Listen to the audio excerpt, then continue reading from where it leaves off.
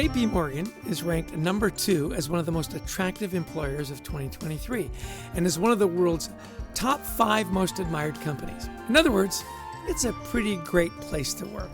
Hello, my name is Chester Elton, and with me is my dear friend and co-author, Adrian Gostick. Well, thanks, Chess. Yeah, we wondered, what do organizations like JPMorgan do right to create a culture of wellness, and what lessons may be learned along the way that can help us in our teams? That's what we're going to look at today.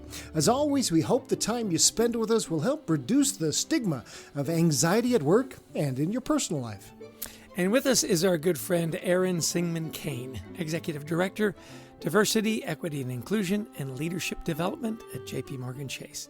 Her responsibilities include developing, designing, and delivering initiatives in support of DEI, as well as leadership development programs to help shape the employee experience, develop leader team behaviors, and bring the JPMorgan global community together to work more collaboratively and effectively.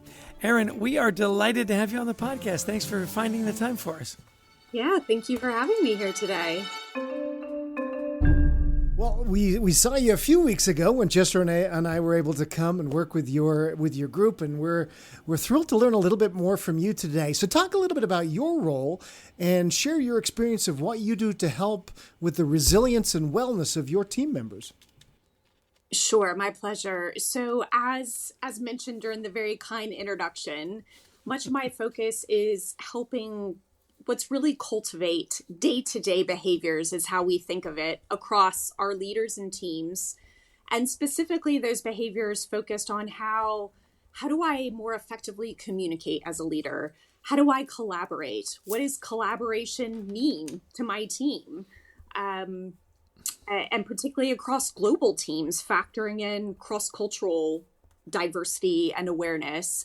And then how do we build an organizational culture of connection, of belonging to strengthen leadership practices, and much of this very inclusive of overall resilience and wellness. So I wanted to take a moment, if I may, to mention too, it's been a commitment of mine throughout my entire career, with many lessons learned during a prior career I had with the U.S. forces. And that's really where I saw firsthand how important it is to take care of the well-being for those in your care, and really that everyone deserves to be treated with respect, and that everyone, particularly those in your charge as a leader, must be well looked after and able to best manage those inevitable stressors that come with work, with career, both in financial services, yes, certainly in the forces, but across organizations. So how do we build a team of employees that are able and empowered to look after their physical, mental, their spiritual well-being? And from a young age, I think I've always felt a calling to help people, which attracted me to the forces and attracted me to my role today, still looking after people, leaders and teams, and creating an environment where folks feel at their best to work.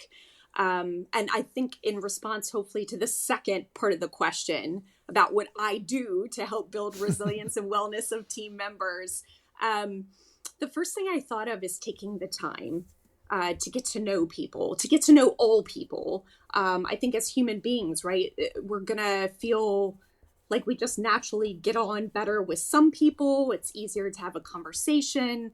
And we're going to have others on our teams where it's maybe harder to connect. But it's adjusting to that and taking the time to get to know everyone. And then with that understanding, we know what makes them tick, what causes stress for different people on my team, what do they need to keep well and feel good and fit and resilient. I think we're often expected to have an intellectual curiosity when it comes to working and business. But how do we balance that with the human curiosity as well? And now I wanted to mention on the taking the time, and I'll try to wrap up my response here soon. But no worries. Take your time. Periodically, I do hear from leaders across organizations about the time component, which is understandable given heavy organizational demands combined with what can be just challenging times more broadly. So my head goes to, in the midst of a lot of working from home throughout the pandemic, we have leaders and employees trying to keep the business running, but then also, of course, trying to be mindful of how to best support family members, friends, loved ones. But my overall advice when I hear that feedback is just, it's not time in addition to how we're spending our time. It's how are we more intentional with the time we're already using. So I often encourage leaders to take a look at, if they're using, an Outlook calendar or something to that effect, it's very likely they've got time to connect with other leaders in their organizations, to connect with their team, to talk about the business. So how are we being more intentional about setting a bit of time and space to talk about the human side of what we do? Take the time to ask about others. How are they doing? And then really being mindful to listen to those responses. And then the last thing, which is something else I help do on my own behalf and advise and coach leaders on, is then how do you decide what to do with the information you've been given? So I'm hearing an employee needs support.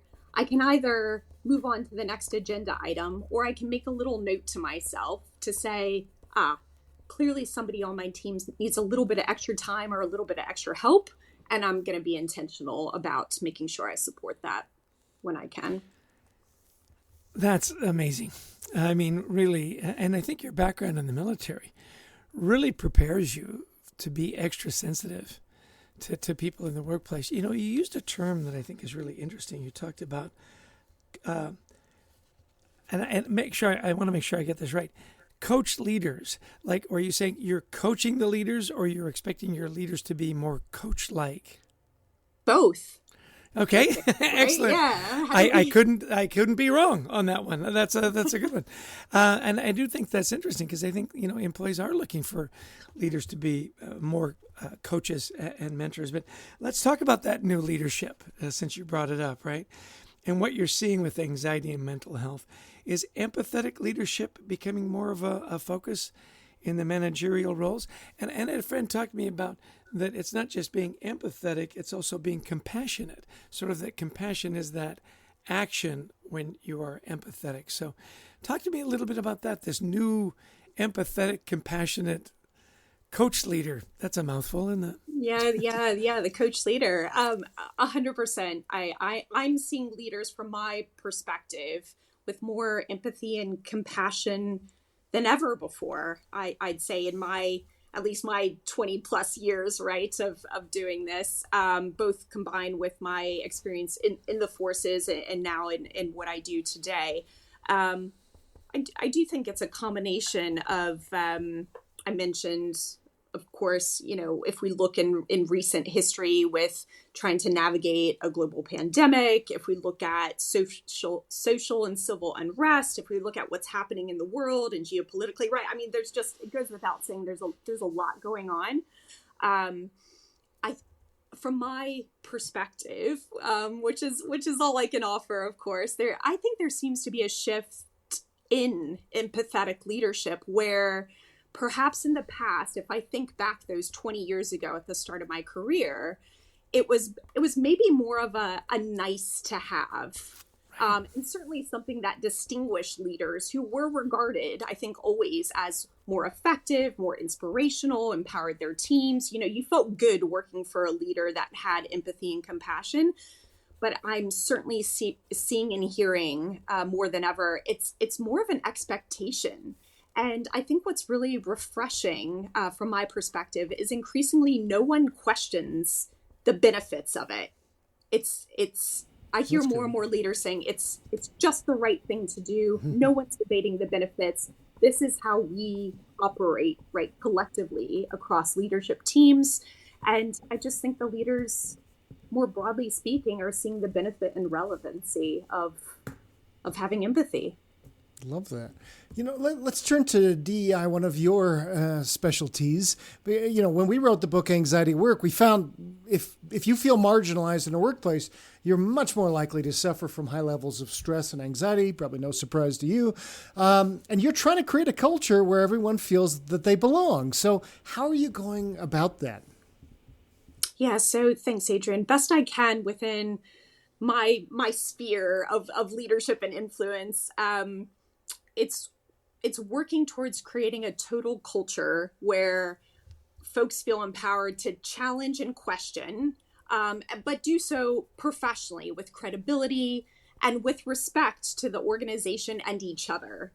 I think it's really key with this to have that psychological safety where how am I comfortable as a team member to feel curious and I'm not afraid to ask because I'm not afraid of looking. It's often out of a fear, right? Of I don't want to look foolish or incompetent or so I think it's really empowering and strong messaging for leaders and teams and how they support each other as well in getting comfortable and curious. And I try very hard, even one of my personal goals at work and in life is how am I giving everyone a voice, particularly those who may be less vocal. So how do we tap into diversity of thoughts and the unique perspectives that exist, particularly right across global teams, but teams anywhere. So I do this. I'm very mindful to organize time and space for leaders and teams to connect. And then how do I help provide tools and resources on how to maximize that time spent? How do we listen and learn from each other and where are those opportunities? And I think each week I ask myself two questions every week. Number one, what have I done to add value and contribute to the organization this week? And number two, what have I done to benefit someone else, to benefit others this week, to make someone else's life better? And I feel like, again, that's back to that balance of the intellectual or maybe even the business case for it with the humanity and doing the right thing. And again, I think I carry examples from my time as a military officer. I can think back to probably 25 years ago now, where I remember one of the first times I had to pass something as part of periodic tests, right, that you're given and you have to pass on this journey to being a military officer, which I was doing at the time. And I remember failing one of my tests, and it was a day land navigation on foot. We were given 4 hours and we had to find 4 points, which doesn't sound, I think, that hard. It does to me, but go yeah, on. exactly. I'm like I can find my car in my own driveway. So, with GPS, yeah, but yeah. I remember plotting my points, heading out. You're on your own. It's unassisted. You're not allowed to. You don't see or talk to anyone for these 4 hours.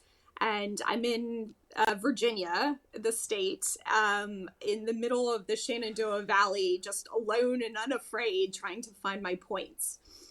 I don't know, to be honest, how I even found my way back to the starting point, but I did. But I got there without finding any of my points, much to my embarrassment. And I remember at the time there was an officer named Major Taylor. And he was a special forces officer. He was one of our instructors, and he pulled me aside. And there were 2 others as well. I wasn't the only one unable to find their points. But he pulled me aside, and instead of making me feel any more, I guess, silly, maybe a little stupid to how I already felt on my own, he took the time to sit with me, to properly coach me, and he got into my head, for lack of a better term. He was asking me really thoughtful questions and asking me to explain how I approached the course. And then through that, he was able to articulate back to me in a language I understood how I could shift my mindset and approach to how I plotted my points and navigated the course. And we talk about sometimes the impact and a bit of magic, if you will, that leaders can have over folks they support. I kid you not, I went out on my next, thankfully they gave me another chance, another shot at this.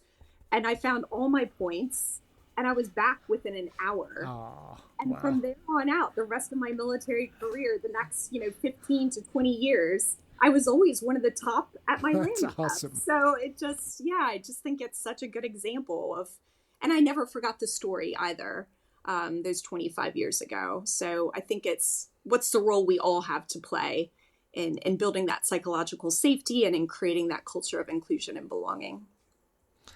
That's such a great story. All alone, can't phone a friend. You gotta find the points.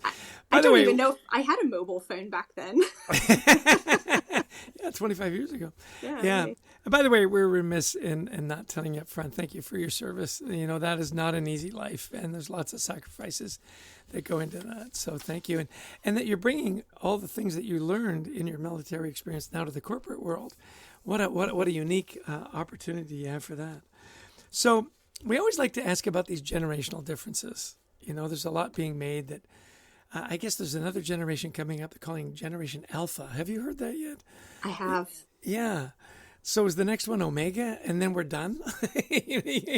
But I'm just curious, when in dealing with younger generations, what tips have you got as a leadership expert in dealing with younger generations in the workplace? We're seeing, there's a demand for much more transparency, not only about mental health, but a lot of issues, DE&I being one of them. So what insights do you have for us on that? Because there's still a lot of older leaders in the workforce that are having a tough time with the new generational workforce. Yeah, I think it goes back to the importance of listening to everyone under your care as a leader. What did you say? Yes, listening. Yeah, it's an old joke, but I like it. He's one of the older generation. Yeah. It's old shtick, but I like it. Yeah, sorry, go ahead. No, absolutely fine. Yeah, listening and being cautious and mindful not to be dismissive, I think, of where you may be seeing changes in the dynamics of your workplace. Meaning, if you're indeed a leader and you feel as though you're observing behaviors of younger or newer generations entering the workplace, we can either choose to ignore it, let time pass.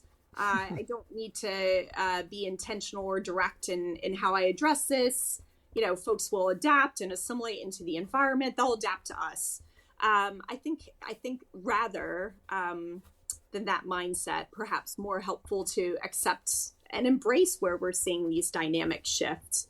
And as mentioned, be intentional about what we decide to do. It's our choice as leaders to either face it head on, as with any decision, right, in the organization.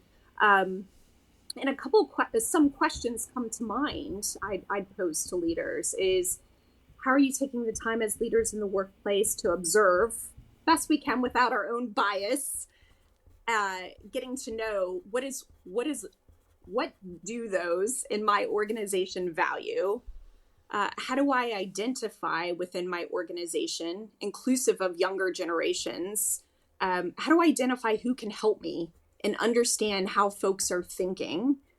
And I think understanding that those we work with often know, particularly at the less tenured levels of the organization, what's working and what's not.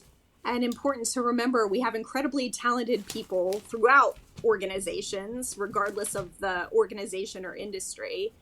How are we giving folks a chance to show that talent, giving everyone an equal shot and a voice, and having a longer, more strategic mindset around what's benefiting my organization today whilst building the future of the organization and how we anticipate that dynamic continuing to shift.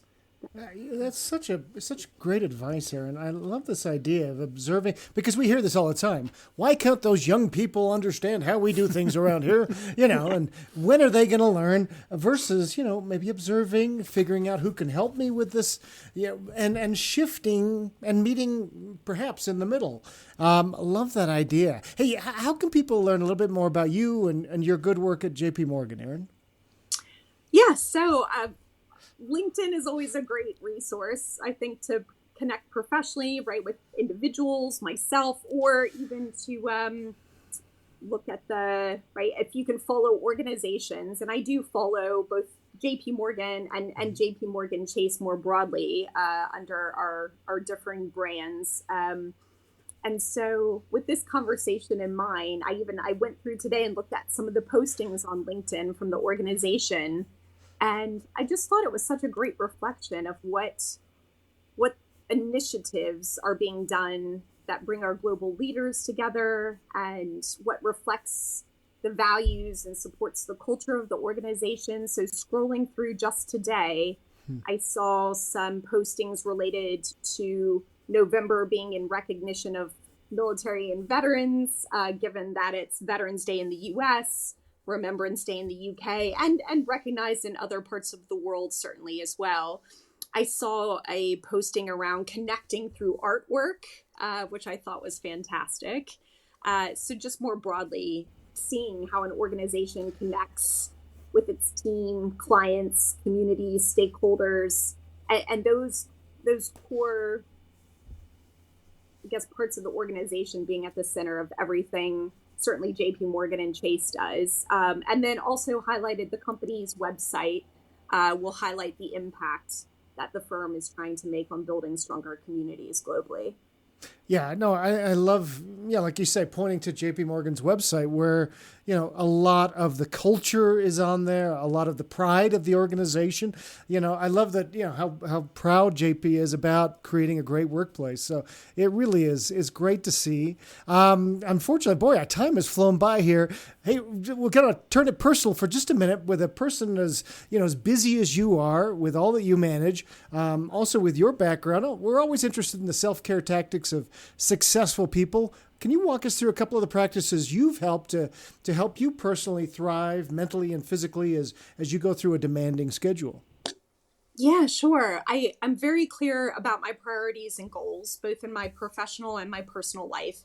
And I think what that does is it helps me be more disciplined with how I spend my time and quite rigorous with my calendar, trying to balance, yes, those I support at work, the little people I support in my household. And also I think I try to set boundaries, recognizing I can't always be on and effective and on at the same time. I find that gives me more incentive though, as well, in a really positive way to pause and think about how I'm empowering the broader team I work with and how do we support each other. I try my best to listen to my body as well. Like when do I feel physically at my best? And as a result of that, roughly how much exercise, rest, nutrition, what do I need to feel good? And then lastly, I think it's about connection. How do I connect with others? It's really important to me, best I can, to lift those up around me too, to give them a voice and give opportunities to recognize folks who are doing a great job. And then also connect with the outdoors and hobbies. I love nature, love a bit of gardening. I love sailing with my family. So I think the connection piece with others and the environment is important. And then the last thing I try to do is give myself a bit of grace, recognizing I won't always get things right. I won't always get things done, maybe in the time I'd like to, but understanding some of the human limitations and that it's okay. Good for you. Good for you. As Adrienne said, our time is running short. If you had one idea you wanted people to take away from this podcast, what's the one big takeaway? Be good to yourself and others. Nice. Be kind. I was really hoping you were going to say, Adrienne, be nicer to Chester. That's a good point. I need to be. I really do. That is so important, though. There's it seems to be such a lack of just kindness, and that you said it in both ways. Be kind to yourself, give yourself some grace, and be kind to others. What a great way to end the podcast, Erinn. We are so honored to have you here, sharing your experience from the military to the corporate world to your personal life. Thank you, thank you, thank you. This has been a delight. Thanks, Erinn. My pleasure. Thank you. So, Adrian, really interested in what your takeaways are from our amazing guest that had not only his great corporate experience, has this military background that I think really uniquely qualifies her to really be compassionate and sensitive. Yeah, but my first thing was that you were kind of poking at her there and joking around with her, and she could kill you with a fork. Just so you know that. I doubt. And she could also, and she could also hunt you down because she can find you on a map anywhere. So that part. Listen, if I ever get lost, I'm calling Erinn. Exactly. Hey, a couple of great thoughts. I mean, so many good things from Erinn. I love that. First off, she's saying, look, this is not extra time. When she's, counseling people at JPMorgan and et cetera, she's saying, look, I don't want you to add extra time to your day. I just want you to be more intentional in your time. I thought that was just a good thought to begin this here, to become more of a coach leader. Yeah, we often hear you can't make time. You have to find the time, and being more disciplined makes sense. I liked when she said, look, we all are deserving of respect. Take time to get to know your people. Take time to connect, to gain understanding. When you get to know somebody and their background, obviously you're going to be more sensitive and compassionate. I really appreciated that. We often say, do you know your team's stories? Have you taken time to connect? And I thought that was a great affirmation that's an important thing for leaders to do. Yeah, I thought you might jump on that because you're exactly right. Getting to know their stories, which you preach about. I love these two questions. What have I done today to add value, or this week to add value to the organization? But what have I done to make somebody's life better? What great questions to ask ourselves. I mean, I like asking them every day almost. And then you say, okay, no, I really was more internally focused. Okay, so am I adding value to the org and to somebody else? That's great questions. And that whole idea of empathy and compassion that she went to, these were nice to have leadership qualities, and now they really are. I always like to say must have. She said, no, now it's more of an expectation. Yeah. I really like the way she positioned that. It's not a nice to have, it's an expectation.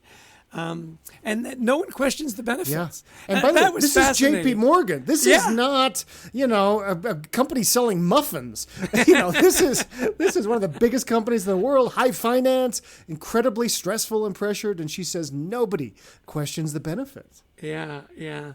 Such great insight. And this creating a total culture that you're comfortable being curious, giving everyone a voice, listening and learning from each other. I appreciated when she said, look, it's not making leaders better coaches. It's being the coach leader, that being more the mentor. She was great. She said both. When I asked her, did I get that right? She said, actually, both of them are true. And then she gave her story about being coached up by her military Major Taylor leader. there. Which is such a powerful story. Instead of shaming her, saying, look, what was your approach? And then with that coaching, went out, and it didn't take her 4 hours. It took her an hour. I mean, she nailed it. The power of a good coach, right? The power of a good coach. So true. And I like that he, instead of saying, hey, you knucklehead, this is how you do it, he said, what did you do? He started with questions. I mean, how great is that? That's what she was saying about younger generations. First listen before you tell. And so I thought that was really powerful advice that her major did for her, and then she's telling now to coach leaders there in their organization. First, observe what you're seeing. What are people saying? What do they value, these younger generations? And then who can help me see how they think if I'm not getting it? I think the really powerful advice. Yeah. She had the big finish for me. Be kind to yourself and be kind to others. This idea of we've got to bring kindness and respect back into the conversation. We seem to be so agitated and irritated and angry. I so appreciated that as the punctuation, the exclamation point that said, look, be kind to yourself. Put your oxygen mask on first, as we always say, and then be kind to others. Just lovely. Lovely, it is. And so we want to thank Erinn for joining us today. We want to thank our producer, Brent Klein, to Christy Lawrence, who helps us find amazing guests. They both are very kind to us, and even though sometimes we may not deserve it, we also want to thank all of you who have listened in for your kindness in joining us. If you like the podcast, please share it, download it. We'd also love you to visit thecultureworks.com for some free resources to help you and your team thrive. Absolutely. And we love speaking to audiences around the world, whether it's in person or virtually, on the topics of culture, teamwork, resilience, gratitude. Give us a call. We'd love to help you with your event. Well, I feel so much better about the world and the corporate world, knowing there are people like Erinn out there doing that good work. And as always, I give you the last word, my good friend. Well, thanks, Jess, and thanks everybody for joining us today. Until next time, we wish you the best of mental health.